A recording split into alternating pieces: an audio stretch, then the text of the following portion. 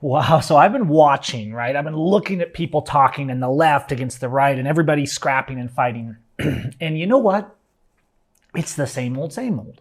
I'm looking at one side saying that we have to protect the good Supreme Court justices because they're standing with God and country by standing against abortion.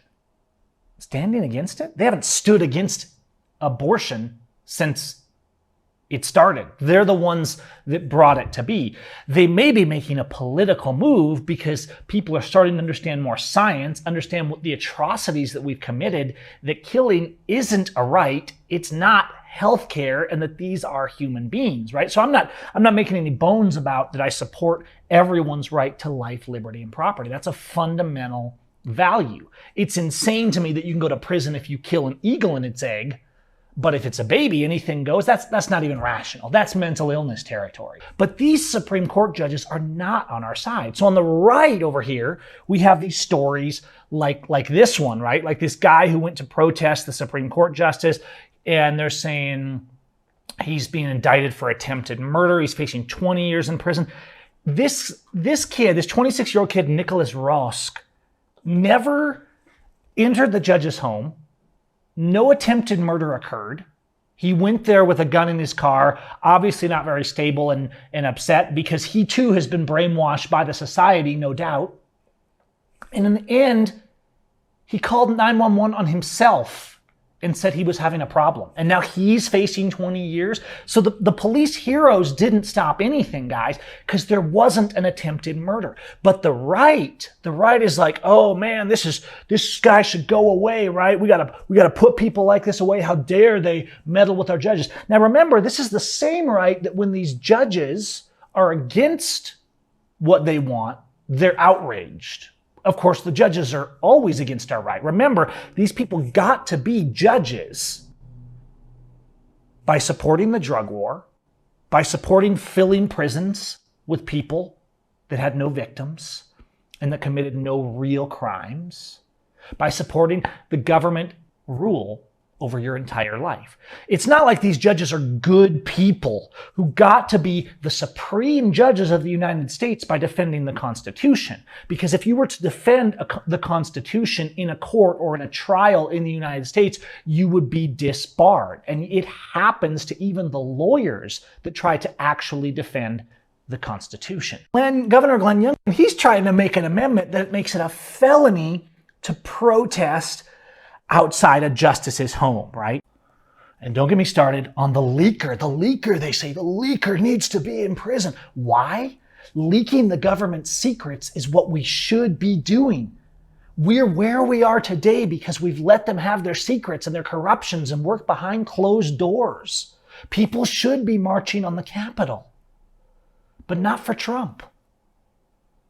Not for their death houses. They should be doing it for justice, because these criminals have been carrying on with their organized crime as long as we've been alive. Think about this. A felony to protest a judge. And they're like, yes, we have to protect our judges. Our judges are standing with us. The judges are not standing with you. The judges have never been standing with our rights. Since the beginning of this country, the Supreme Court has been trampling our rights. Even the founding fathers, many of them, soon after the Supreme Court was formed, realized, oh crap, we gave these guys way too much power. This is history, but we don't study history anymore. We don't study the Constitution. We don't study the principles of law, or even the principles of Christ and loving our neighbor. The idea that you can just ban everything that offends you. Then you have the other side, right? So the left is like, oh, there was an insurrection at the Capitol. They have these people, and I was watching some of these testimonies. These people are supposed to be these high-profile leaders and judges, and they're in testifying before Congress, and they can barely speak. Almost 2 years after that fateful day in January 2021. You look at these people and they're so obviously out of touch, and they've been sent in there to make an artificial message. So you have Congress on one side, right? And you have these police and these these left-wing media saying, oh, the insurrection at the Capitol, these people should be in prison for life, all this stuff, right? What really happened to Capitol Police during the insurrection? Did you know I'm a top fan on Vice?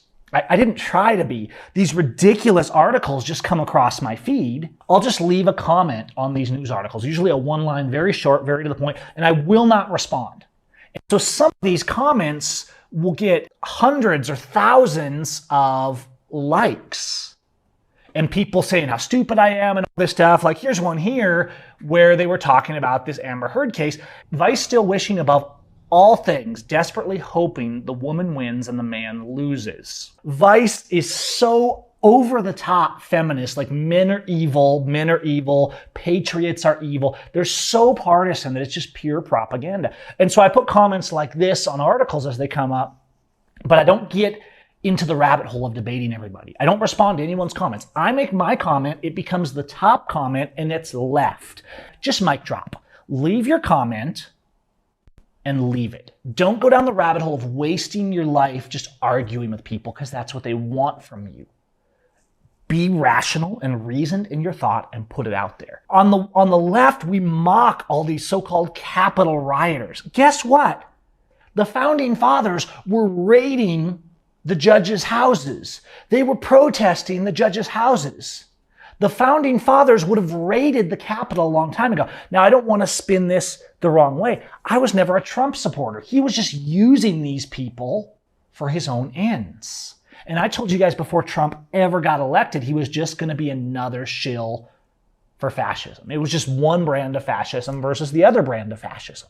But it's the same thing. The same people, these same judges, all the way up to the Supreme Court on both sides. It's not a left or right. They're both destroying your freedoms and your rights. Inflation is through the roof. Debt is through the roof. Civil liberties are through the roof. Violence and crime is through the roof. And this is happening worldwide because we continue to let places like CNN, like Fox, like Vice divide us against each other so that those people up there, the ruling class, can literally do whatever they want. We go to prison for protesting. So the right is saying the left should go to prison for protesting a judge's house because we agree with the judge on one instance. After all these years, they're finally maybe possibly doing something good. Do you realize how stupid it is to fall for that? The left says, we want Trump and we want all these protesters from the Capitol to go to prison for insurrection. There was no insurrection. That's the kind of protest, not for Trump. But when you look at this criminal, psychotic Congress terrorizing its people and the entire world, guys, that's the kind of protest that should be happening at Congress all the time.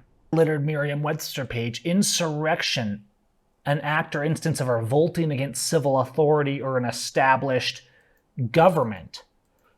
So the government is of the people, like actually speaking, right? So the ones in insurrection are the ones, the politicians contrary to the Constitution. But there wasn't even this, right? The founding fathers, they committed insurrection, guys.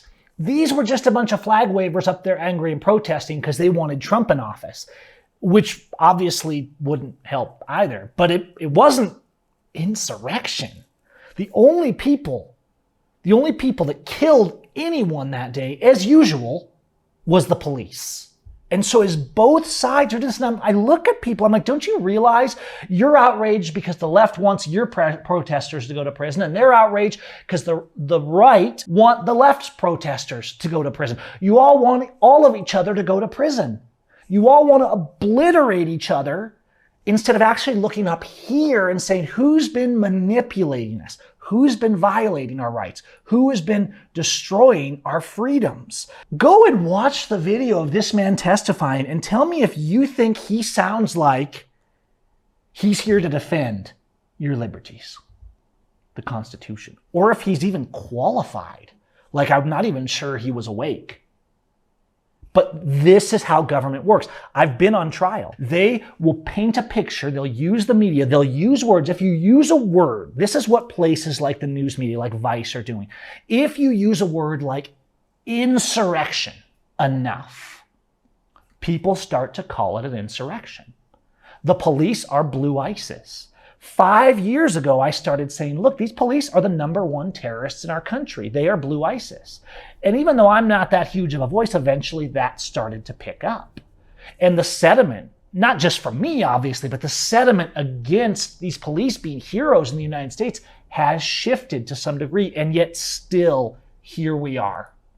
Here we are. And what do these news stories do? They throw out the words that'll get the people they're targeting fired up and calling names at the other side during the insurrection. They got police up there on these trials crying on the stand, right? So they can demonize these people. They tried to do the same thing with the Bundys. The right does the same thing to Black Lives Matter. Inside the gun-worshiping Mooney church that wants to MAGA, right? And I'm looking at this. They want to make guns evil. And they're so desperate. And this is what I said in my comment. You're so desperate to make guns and self-defense that they seek out a church where people are literally wearing bullets as crowns. And that's what they put out there. That's how easy it is to manipulate people. You find a sensational headline, a sensational image, and you can make people believe anything. And you have to stop believing it. Both sides. The Supreme Court is not the good guys. They're not here protecting the babies. That's the Supreme Court that is guilty for all of it. Ever since Roe v. Wade. Trump is not protecting your freedom. Stop going to prison for him. But also protesting and barging in to Congress is not an insurrection. These criminals need to start fearing the people. When the government fears the people, there is liberty.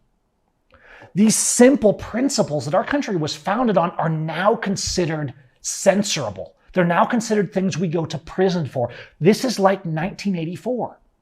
The things that our founding fathers, who weren't all great guys either, but the things that our founding documents and founding fathers talked about as being normal forms to resist government, to protest, to throw them out, these are now insurrection, treason, prison, 20 years, life in prison. And governments have been doing this for thousands of years.